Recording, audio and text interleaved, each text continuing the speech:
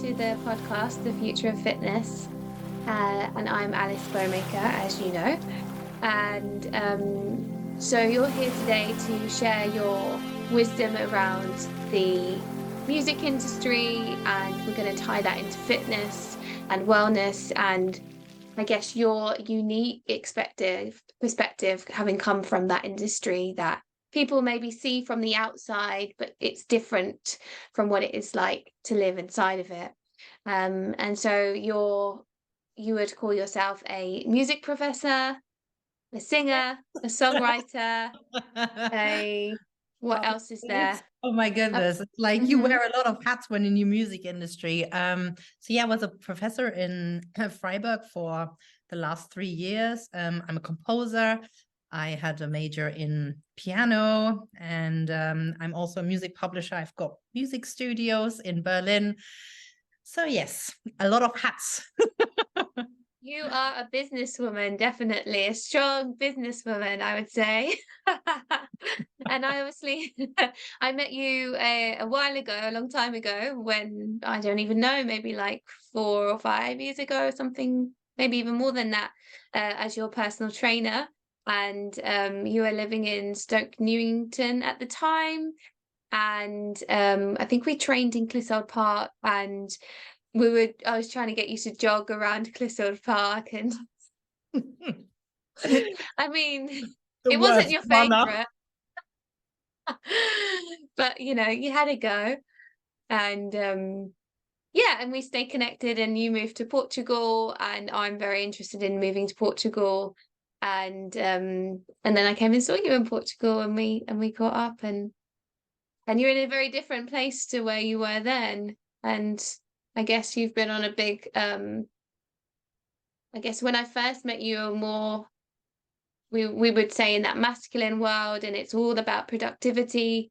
And then since I've known you, you've been on a massive, I would say, healing journey, and people might say also like a death and rebirth, to kind of look at all the stuff that maybe you weren't aware of, and it's been tough, hasn't it? Oh, So good. But like it's all connected, right? yes, yeah, exactly. It is all connected. Yes. And I guess the things that are the most challenging for us are the things that I guess, we need to look at, and maybe we ignore them, and then there comes a point where we have no choice but to look at these things. So maybe, I don't know, if you would like to start with, I guess, the difference between how you were, say, 5 years ago or 6 years ago, I can't remember when I first met you, and like where you are now. Yes.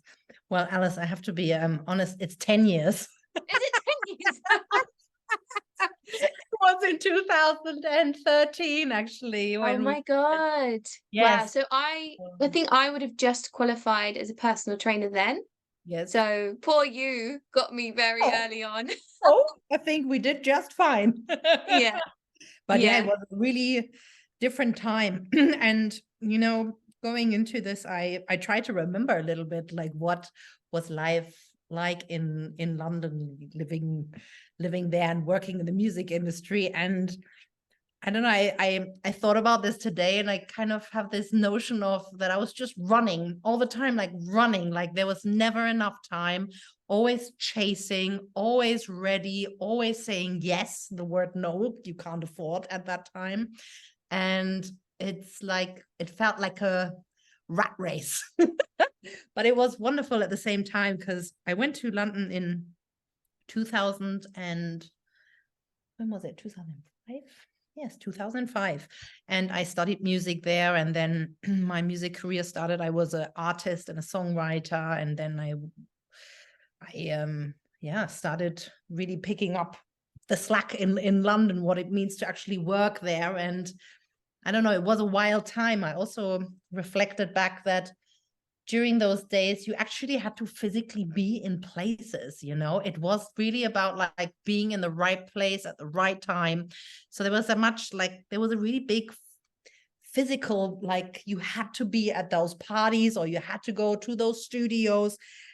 There was a lot of impetus in actually the physicality of being places, whereas now so many things feel like they're taking past online. Of course, people still go clubbing and out into concerts or this, but I felt like London was a great time, 2005, you know. Amy Winehouse was walking up and down Camden. The Arctic Monkeys were playing. Franz Ferdinand. Oh my God, it was a really good time. Like, I have really fond memories of it. It also was before the digital crash. So there was a lot of possibilities. There was money. There was people spending money on art. It was really, for me, it had a little swinging London feeling to it. Wow. Mm. Yeah. I But can't, and we've kind of gone the other way now. You know.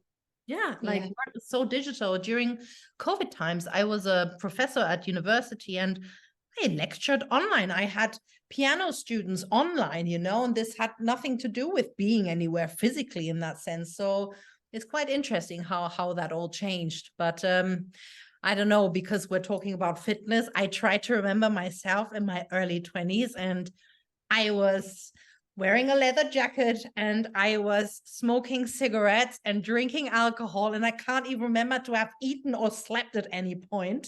So Yeah. it was really, I don't know, like in your 20s, you can push, like you can Yeah. really just push. Who needs to Yeah. sleep? Who needs to rest? Everything is just like, you're like Yeah. really on your peak of evolution, I feel. I think so. If you look at like life as a cycle as well, and the different stages you go through, you have like the child, what's it, and you can relate it to the moon cycle as well. You have the new moon, and then you have the waxing moon, and then you have the full moon. And I would say probably in the 20s you're going from like the waxing moon to the full moon, so you're in like that peak point of the cycle, and then after then you kind of start to, you have to Will. start to well, you slow down. And but this is I find a lot of women really struggle with the slowing down after that peak point of their life. I would say it lasts like 20s to 30s maybe, and then it's like starting to, and I think you are a little bit more robust at that age to go out and do more and test your body, and it's the time, isn't it, for that? Is. And it also, like, I don't want to regret any of this. Like, I did what I had to do in that industry, and it was fun and games, and it was hard. But, you know, if it was all fun and easy, you know, I don't know, would I be an accountant? I don't know. Like, you know, it kind of goes along with the whole thing. And you have to really, like, you had to be at the right place at the right time, and talent is given, but you had to, like, it's also lots of luck, you know, and like stars Mm-hmm. aligning basically. So Do yeah, you think also there's an element of, okay, so if we say like the masculine is a little bit more less emotional, more linear, very pushing forward, and then our feminine side would be more emotional, more compassionate, not always pushing, needing to kind of rest and stuff. Would you say then the music industry is more masculine in that yeah, sense? 100%, like it was. And you know, being a girl in London and running a business, like you can imagine, and it really is like that. And so what, we all had to do our, but you know, we were also a generation, I was told you can do anything you want, you know. Mhm. You can do anything you want, you can be anything you want, you can study everything you want, like there's no limits, let's go get. And I think that's what we did. And I know a lot of women who are, you know, successful or who started businesses, and you had to really toughen up. This wasn't about like being a soft girl or being compassionate and I don't know what. You had to really like pull your stuff together and Yeah, march on and just not take anything too close to your heart. So I feel like yeah, I was definitely like 100% in a totally masculine world doing my thing, like wow, go get and everything. And I feel like only as of recent, it's like, oh, I can relax now a little bit. Like, I don't have to fight those fights anymore. I don't have to fight to sit at the table. I don't need to fight to be heard. I don't need to fight to open doors. Like, now there can be actually a very, I don't know, like a nurturing female energy there, especially like being a music professor when you're sharing knowledge and things like this, or developing other songwriters, or writing music myself again. There's like definitely a transition. I mean, that girl who was there in London, I don't know who that girl was. And obviously I think that there's definitely a benefit to our masculine side, that we do need it in order to get forwards and we all have a masculine and feminine side, but obviously sometimes it gets a bit out of balance. And then, so it sounds like you were slightly out of balance in that sense, or in that one mode. And then, so how do you think that's affected you? And how has it been kind of shifting gears out of that kind of way of being? I think like a lot of change for me was when I came to Portugal. Like this was a really different experience. Having lived in London and in Berlin, which are big cities, it was really a city girl. And then coming here, it was much more about tuning into nature. This is a different country. Things move slower here. I felt like I got in touch with a really like much more, I don't know if it's necessarily feminine, but like I started like looking at flowers and plants and being really softer, because there is not this pressure of like and having to fight for things in a way. Like, I have to be quite gentle here. Like, I learned the language and how to fit in and how to express myself, and of course I'm still the crazy lady from the big city here, but in a way I think it's also a very humbling it was a really humbling experience to start out from scratch. I live in the countryside, so this is a really different vibe here. Mm. And do you think that you needed it? Like did you have a bit of a burnout, would you say?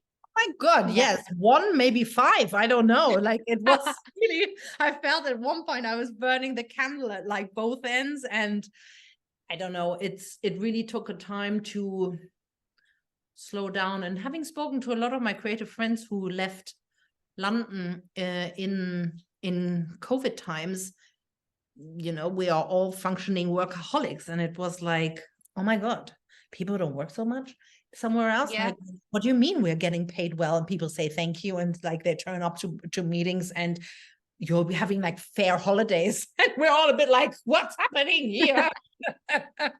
So this was totally crazy. And I have to say that I still have to learn to, calm down and not feel the need to have this adrenaline rush of wanting to do things.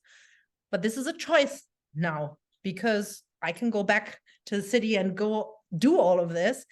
But I'm trying to take a different approach now. And I think, again, thinking about like what your podcast is about and like fitness and everything, I think there was also a transition where I wanted to become healthier in that sense. So there was times where I didn't have sugar, or there were times I didn't have coffee or alcohol, or just to see like, hey, let me check my body, like what's happening here, like, am I addicted, do I need this, what's going on? And coming into your body and exercising, it feels like, maybe also due to the fact that I feel I have more time, or I don't know if I'm more present now.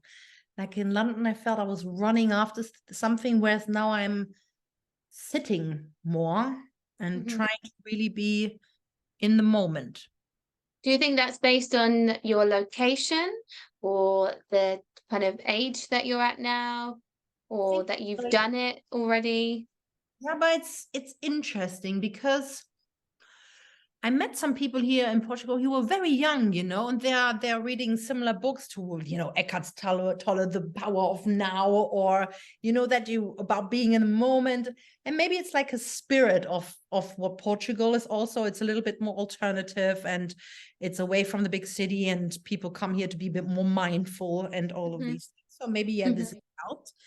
But also intellectually, I think we are living in a society where everything, is where AI is taking over, where everything is reproducible, where everything is like available at a snap of your hand. You can go to Amazon and order like a jam and you have it the next day, whatever it is. Everything's very instant gratification, like this. Yeah.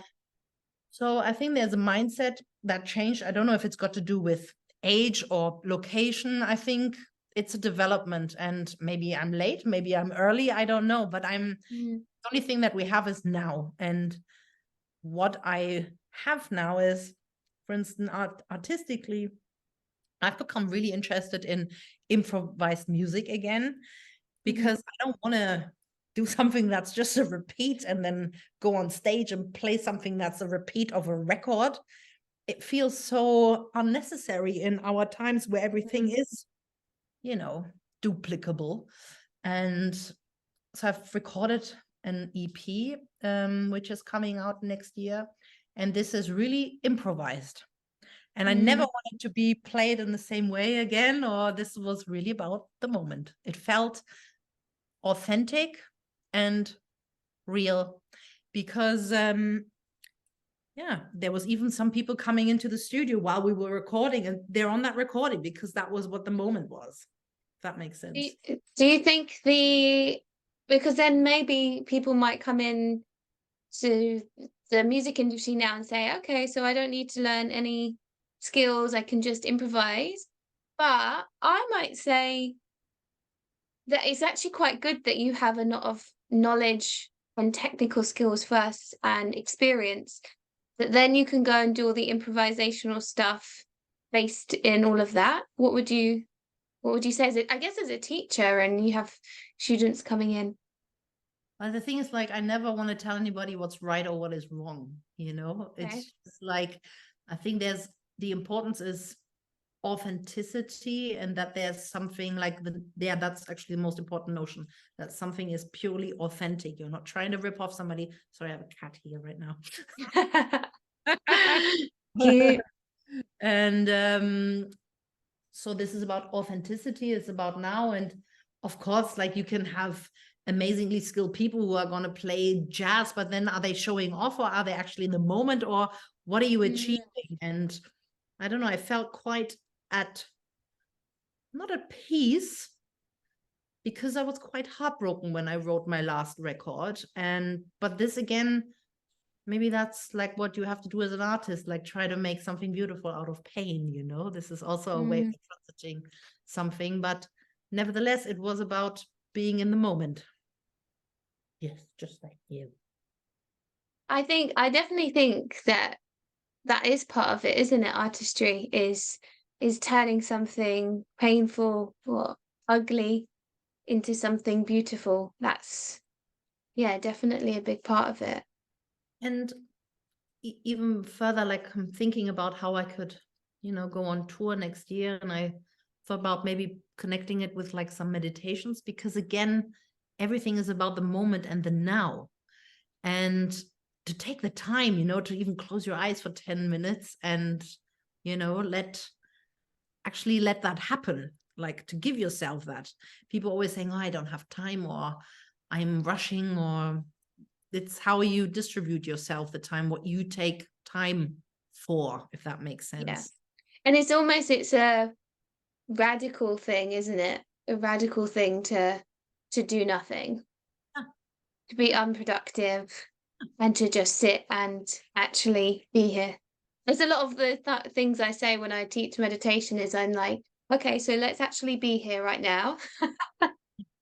Feel the sensations of the body, feel what it's like to actually be in this moment. And it's lovely. It's such a nice, but everything is set up around us to not make us in the present moment, to not have that emptiness in that space. And I guess as an artist, you would maybe say that you need space in order to create stuff. You need a void to put something into, because something new into, maybe. And so, but even though it's really painful, and maybe you're forced into having space, whether it's you're forced to be by yourself, or you have COVID, which then forces you to be away from other people.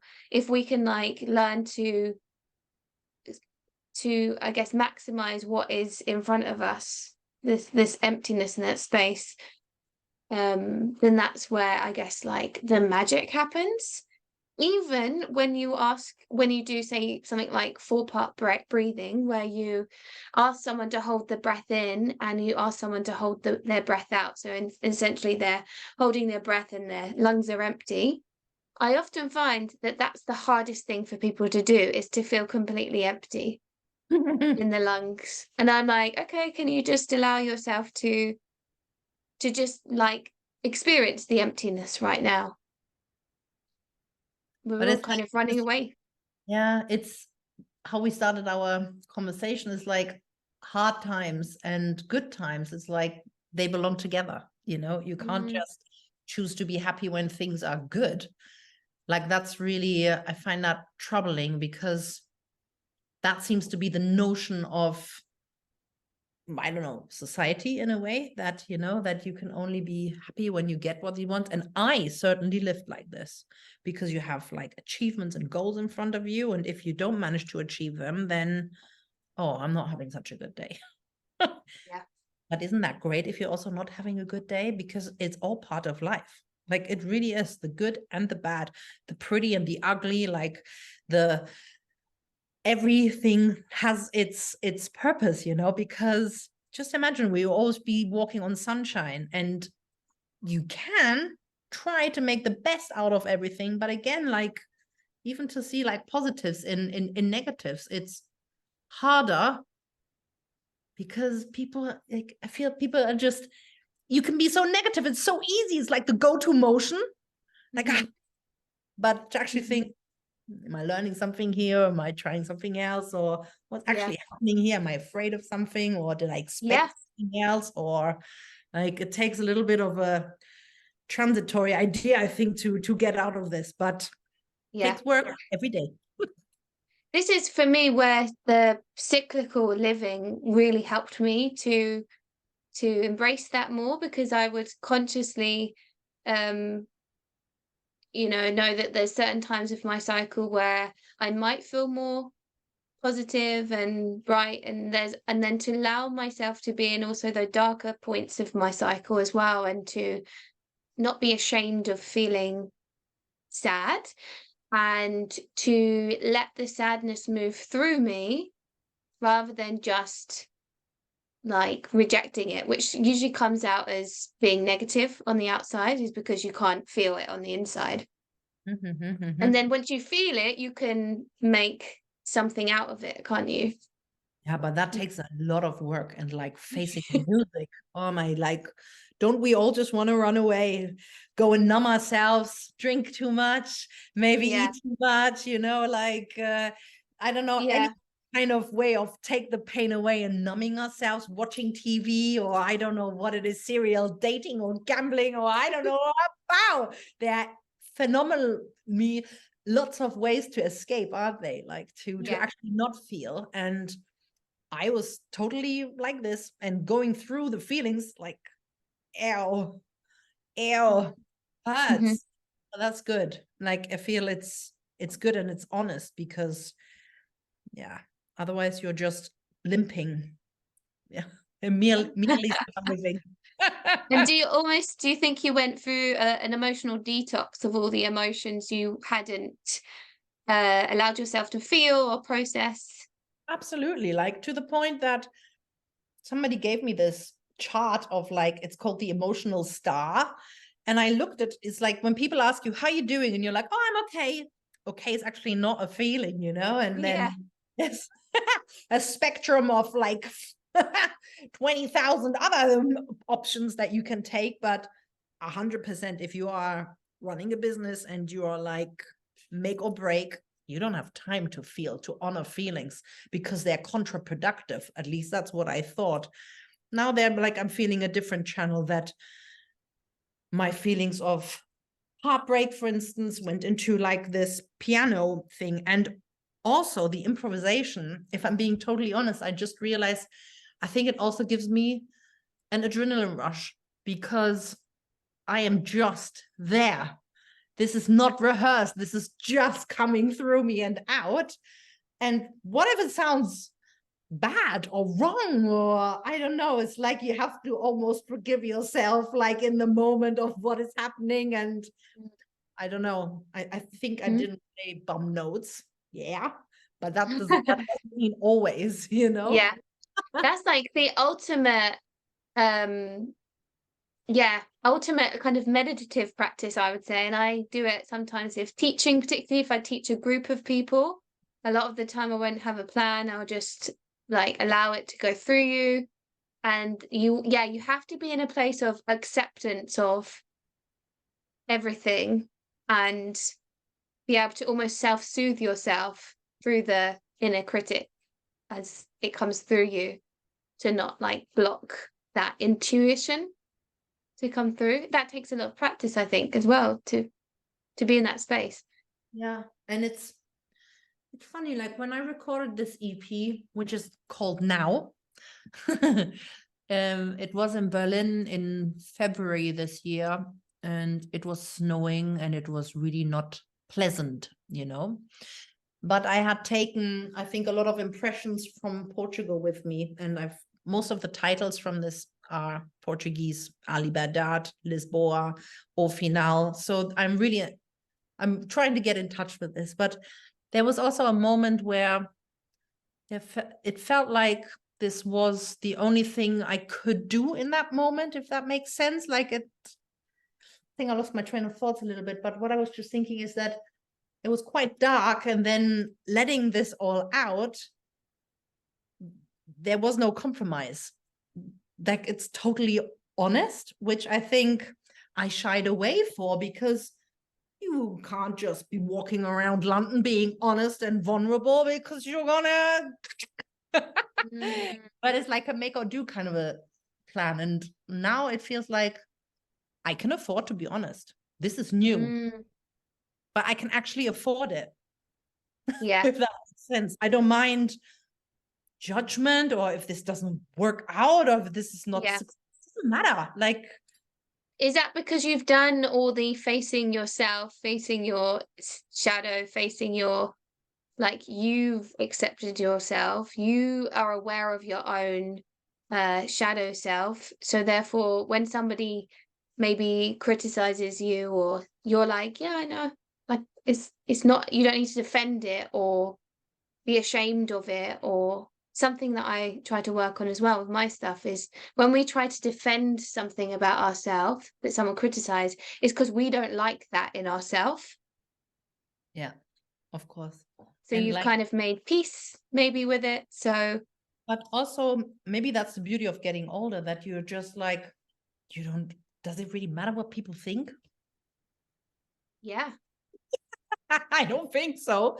Or maybe, you know, maybe I you can think Brené Brown said it well, in terms of, she said you have like your close circle of people who you trust, who you love, their opinion matters Mm. because you've allowed yourself to be in a vulnerable space, you trust them. And then people outside of that, mm, they don't maybe get that level of, Yes, yeah, absolutely. And I had this encounter with somebody who's probably my biggest critic, but also my biggest teacher. You know, mhm, it's important to have honest people around you as well, because yeah, when in the past I'd done work which just wasn't good enough, I wouldn't get the praise for it. And you all can maybe like be a little hurt by all of this because it's your ego in the way. And I don't know, I can't describe it, but with this new record, it feels like didn't care. This was just what had to happen in that moment, and we recorded it, and this is yeah, real. And my best and worst critic said this is probably the best work you have done now, because it feels like you are actually committed here. You're yeah. not hiding behind anything. It's like, And maybe there's an element of you've let go of that control, which I think to be in yes, control is a more masculine state. You need to control everything. And whereas the feminine is more surrender, let go, trust. yeah. And There's more room for inconsistency, things going right, things going wrong, because there's less control, but there's more space for like amazing stuff. yeah. Also, the music industry is funny. people sometimes think they've worked it out how, how to write a hit or something like this. It's all nonsense, like if it's not authentic and good, it's not, you can't. But there are parameters now on Spotify. Let's get to a chorus in 30 seconds, And I mean, really, as soon as somebody says this, you have to really go against it because it doesn't make any sense, I understand that music, art is a commodity. Yeah, I totally get it. We're entertaining. Maybe you want to sell some records, but that's not art. Like, then you're making a product. But if you're actually like making art, there's no other option than just to do what you do, uncompromised and like to the best of your ability. I think that's Yeah. really. I think that's where maybe AI and all that stuff, the algorithms and that technical analysis is trying to replicate the like human spirit and the human heart and soul, and it just can't. Because there It can needs to maybe be come trust. close, but it Yeah. can't. It can't replicate. So that's cool. That's something. Yeah, some fight back against AI, I guess. Yeah, in a way, or just it's really, I don't know, this record is all about like being present. Like, it's just Mm. present and in the moment. And so how would you say music then could be a form of meditation? 100%. Based on, yeah. 100%. Of course it is, and there's, even like with frequencies, I'm thinking about sound baths and, things like this. But personally, like music is my meditation. I don't need to sit and try to meditate in that kind of sense. But when I'm improvising on the piano, it's like I'm nowhere else but there. Yeah. There's no other distraction in that moment for myself. And I think Yeah. probably would say a lot of musicians feel like this. I had an interesting conversation this summer about, musicians, we make music for the act of making music. We don't make it to listen to it afterwards. Like, that has nothing to do with creation. It's like a aftermath. Yeah. Yeah. Because of I guess the pleasure and the, like you said, the connection, the bliss state that you come into that. That, but also maybe the torture. This is not easy. Mm. But maybe it's good that it The isn't. journey, like everyone say, it's all about the journey But rather it than the is. destination. Yeah, it's not about the end. It's like all about the journey, like 100%. Mm. And I think one of the things that I always want to put across with things like fitness and meditation, which is that like you said, it's not about just sitting and meditating and closing the eyes. For me, sometimes that's the easiest thing to do. Maybe it's the simplest thing to do, but actually maybe we've always been meditating, like you said, through making music, through people dancing, all of that stuff. Maybe naturally in history, meditation has always been a big part of our lives, and it's only through now where we're more on into the internet and our attention is always being taken through notifications and stuff, that we now feel like we need to add meditation consciously into our life. Absolutely. Like, Yeah, because we would be, say, more physical, we'd be out in the garden, in the fields, or whatever, in the present moment, moving, doing what we're doing. yeah, it's funny, because this idea of being in the now, I also feel that when I go to the garden, no matter what, the garden continues to grow, like the flowers, the bees, the ants. There's like a live stream, and every day when you come back to it, something's changed, which you start to realize if you're actually there, like focusing on what is happening. And because I used to suffer quite a lot from anxiety, and anxiety is when we are living in the past or anticipating the future. And I think there has to be like a healthy balance of what what you have learned to guard yourself. Like, absolutely. Like you've picked a lot of apples, you know, that you've tried and understanding. But at the same time, this whole anticipation of this might happen, or this is going to happen, or this has happened, and hence this will happen. Again, you're not in the present moment. And whatever it is that makes you be in that moment. Some people go for a run, you know, some people do the gardening, or they do knitting, or whatever it is that you can take your focus and enjoy that moment that you are just concentrating, if it's like a bead or putting it on a string, you know, and not doing 50,000 things at the same time, because we have to most of the times, you know. There's something really pretty once you allow yourself to have that space and say, I'm doing this for myself, I'm doing this for the moment. It's like a form of pleasuring yourself, but you have to be okay to receive that, I feel. Yeah. And also, yeah, like you said, everything is like a movement, like you just described. It's moving your body is really important, I think, with anxiety. Because, well, one of the things I heard recently is that when you get like something stressful happen, you get like this jolt of adrenaline that goes through the body. And often what happens is we stay still and that adrenaline has nowhere to go. But even if we just go for a walk, we start to allow that adrenaline to be cleared through the body, which is really interesting. But the way our life is dedicated, if something stressful happens, we will distract ourselves by looking on our phone or something like that. So we stay very still and we stay in our heads as well.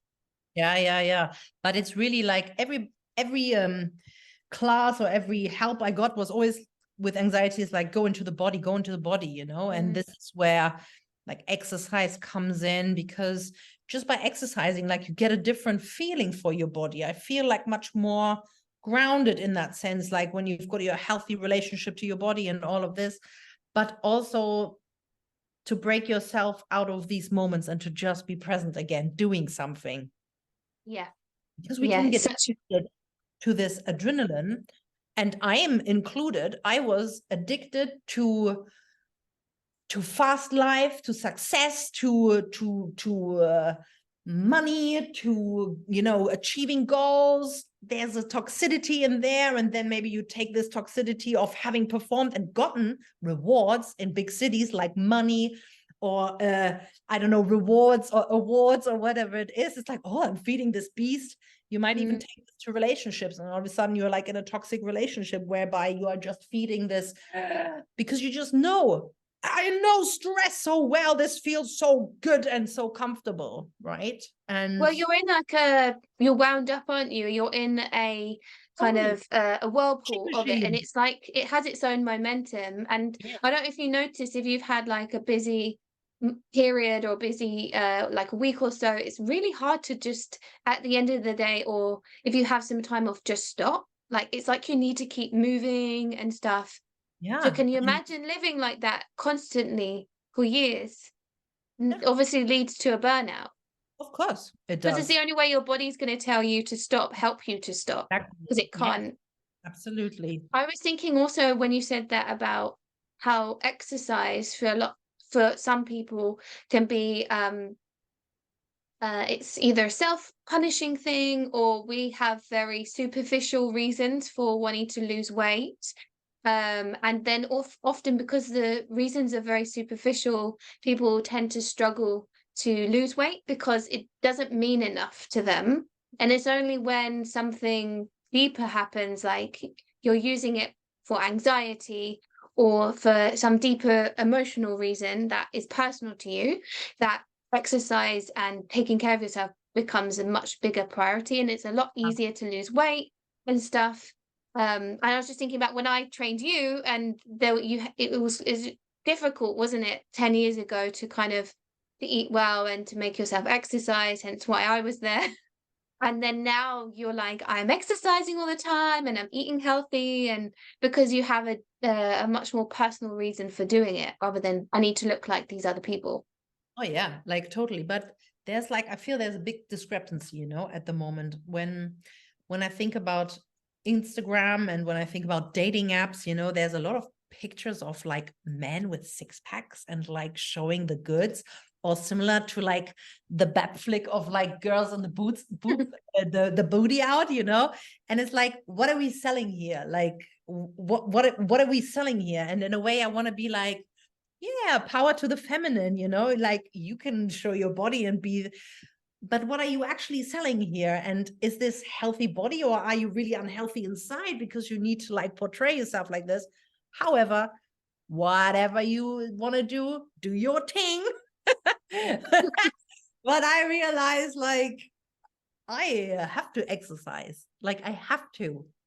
There is no other way. If I don't exercise, I become really anxious. I become depressed. Like my body starts aching and I become fidgety, and then it feels like a cycle. And I had to get here for myself, you know, that you have to do these things for yourself. And I've just come from the gym and I'm here present. I can feel some aches, but this is nice. Like I'm actually I used aware. to Mm. I used to put my I guess pressure on myself as a personal trainer to kind of almost heal and totally fix somebody when they came to me. And if I couldn't convince somebody as to, you know, to exercise by themselves, then I wasn't doing, you know, my job properly. But what I think I realized is that I'm only perhaps a small part of somebody's fitness journey, that when they meet me, it sparks the interest, that then something happens, that then 5 years later, they then start, you know, it's sometimes you're with people for a long time and you help them the whole way through the journey. And sometimes you're only with them for a certain amount of time. And it's only if somebody is ready to kind of make the changes themselves, which Yeah. is kind of, I can do I always try to do as much as I can to inspire someone and that technique. And but then you have to kind of give yourself the grace to. It's the same in music. You Right. can give your students so many tools, you know, but if they don't do it for themselves, or if they don't understand that the priority is yourself and making a priority out of whatever it is, you can only be there, what, once a week, twice a week. And then there's so many other hours, you know, what you are doing. And I think it's actually about commitment, what you want to commit to, you know. And you can have different propositions. And when I was in my 20s, like that I had existential feels like I need to make money. So then that's your priority. And maybe this was by partying and going out and doing this. And then now I'm in a different phase and it feels like my priorities are different. And I have, again, like I feel I have the freedom and the grace for myself to allow myself to, I don't know, like I also wanted to experience something else. Like I've done this in the Yeah. city, and now I am here in Portugal in the countryside, and I want a different experience. This is not the end. There's going to be more experiences. It's what you hunger and what you lust for. Mm. And then, okay, so what about alcohol? How is that different from, you said you were partying a lot in the, you know, 20s and Yes, and I was a great drinker. Like I could just like put it you're away. good at it. Yes. And I'm no longer a very good drinker. Like I'm quite moderate, I feel. Of course, I sometimes still like go bonkers, but in like for occasions, because it can get really easy, can't it, just to like drink and have these moments with it. And I meet more and more people who are getting conscious, and I like when people tell me, oh, I'm not drinking at the moment, or I'm trying not to drink, or I've given up drink. Like I think there's something really cool about it. I generally like it, and I think it's got a feeling like you don't need that. Like you've got it inside, whatever you're reaching there. Don't get me wrong. Like I love a nice wine or whatever, or champagne, or I love a party, and I can also lose myself, but then I'm committing to that situation. But in my everyday life, like I don't want to drink in the evenings. I don't want to drink by myself. Like it's like, Yeah. So you've got some really clear rules, which I think is really important. with alcohol, so that if you come home one day and you're like not sure if you want a drink or not, you're like, no, I don't have alcohol at home. Um, so, and there was a time when you weren't drinking at all, which I think, given that you were on a big healing journey with a lot of emotions coming out, not drinking was the best thing to do, because it's just going to make you feel even more Of course. unbalanced. Yeah, like you can, just going back to like, you can numb yourself, like, oh, or, the saying when you meet somebody like, I'm really stressed, I need a glass of wine. It's like, is that what you need, or is that what you want? Like, or have you Yeah, told yourself that you need this? yeah, yeah. Well, also, I've probably banged on about this a lot because it really helps me to understand alcohol for myself. Is that with alcohol, you get this, obviously, you get a dopamine hit every time you have it. And obviously, the more you have alcohol, the more you get that dopamine hit, the stronger you need it as well. So sometimes, actually, and I noticed this when I stopped drinking, is that I actually felt less stressed at the end of the day. Hmm. And the stress was easier to like pass through me. Whereas when I was drinking alcohol, I needed a glass of wine at the end of the day to de-stress.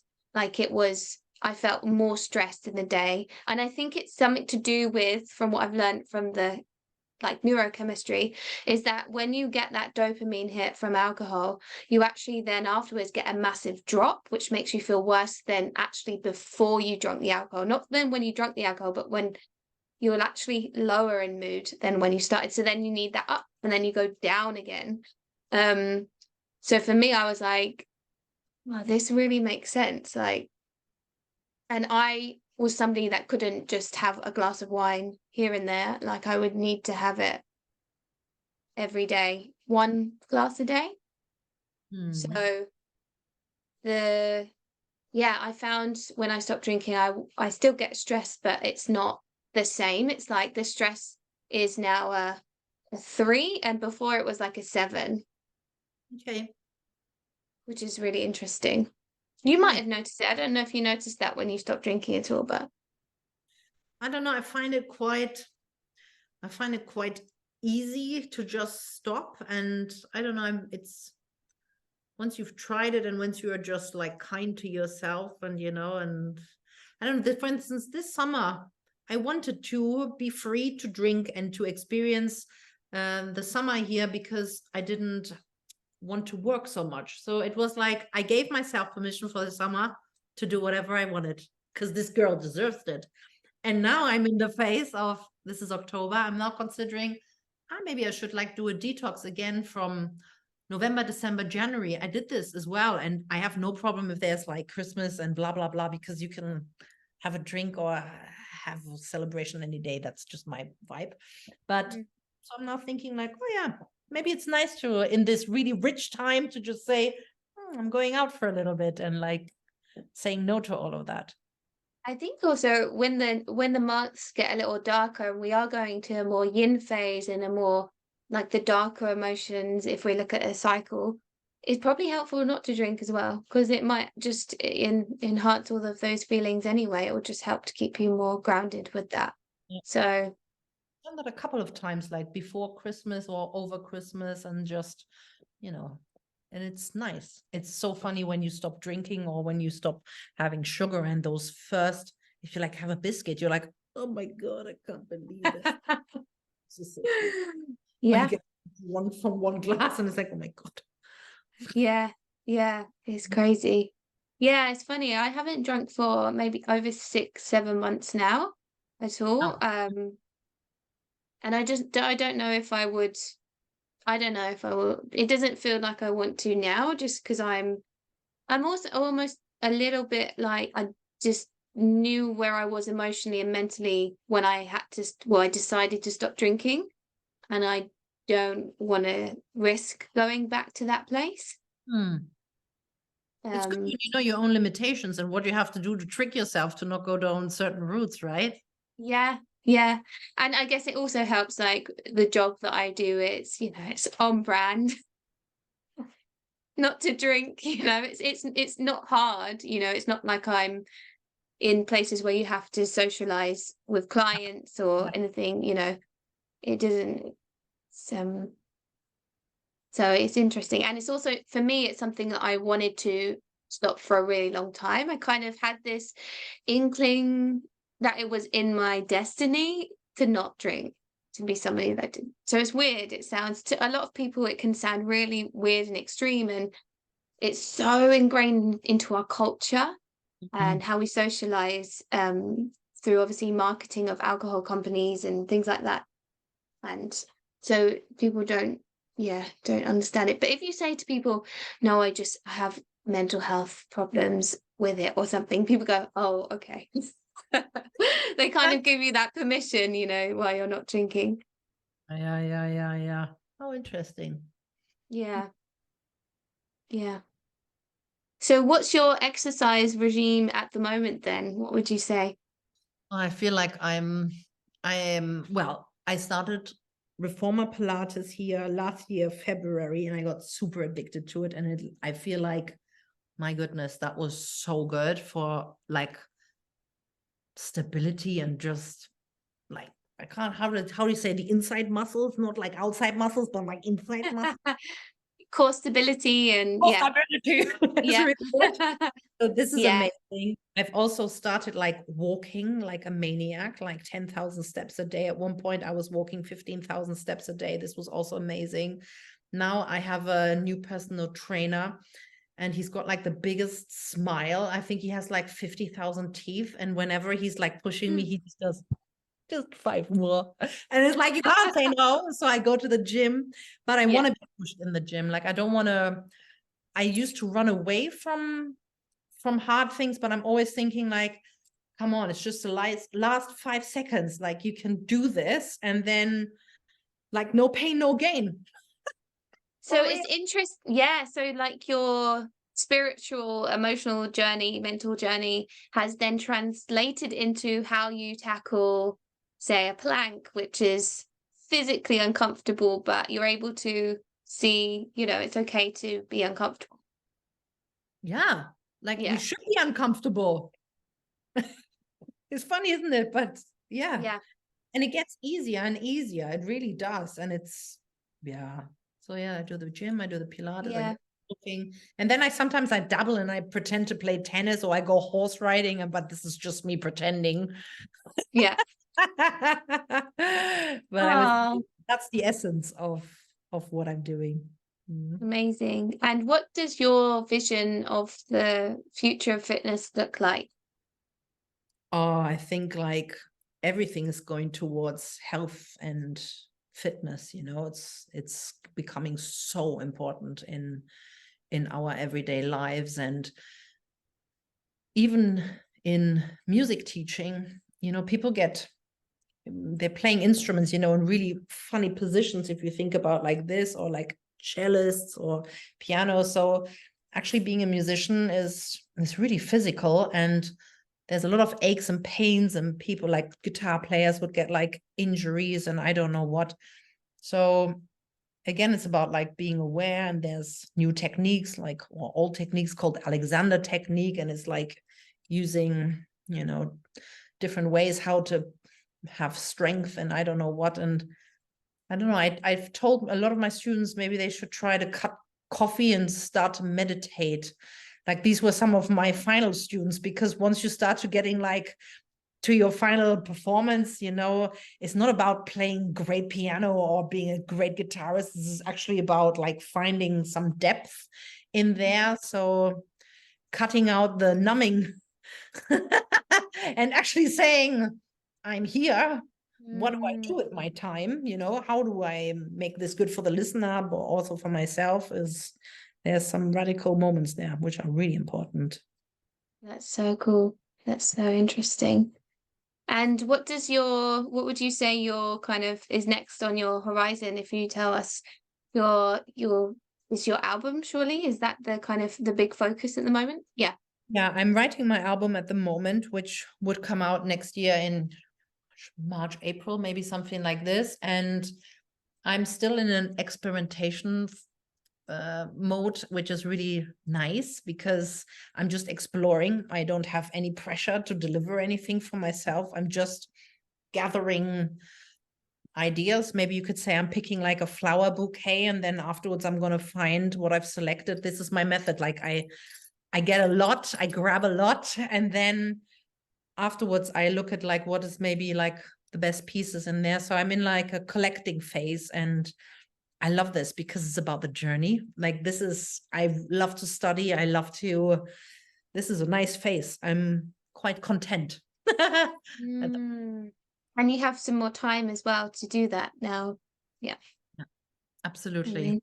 Yeah. And you mentioned about going on tour as well. Is that? Yeah. So I think I might start playing again next year. And then with this album, it would be about playing more live, but it could also mean, playing on the internet, on TikTok or on Instagram. I don't know. Like there are many forms of whatever feels right in that moment. Like I could imagine a live stream where I'm improvising, and that's that in this moment. This is not to be repeated, for us then and there. So if people would like to find you and stuff, where's the best place? Obviously not your house. But